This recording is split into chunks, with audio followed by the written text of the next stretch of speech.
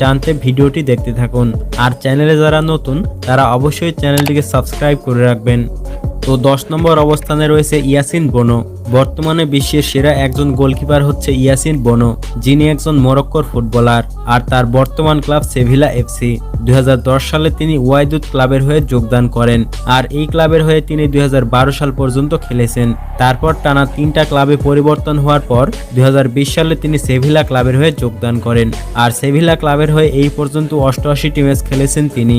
31 বছর বয়সী এই গোলকিপার ফিফার সর্বশেষ প্রকাশিত র্যাঙ্কিংয়ে 84 পয়েন্ট রেটিং নিয়ে বর্তমানে বিশ্বের সেরা একজন গোলকিপার। দলের হয়ে এখনো পর্যন্ত মোট ম্যাচ খেলেছেন 52টি আর কাতার বিশ্বকাপে তার অসাধারণ পারফরম্যান্সের জন্য বর্তমানে তিনি বিশ্বের সেরা একজন গোলকিপার। এরপরে 9 নম্বর অবস্থানে রয়েছে মাইক ম্যাগনান।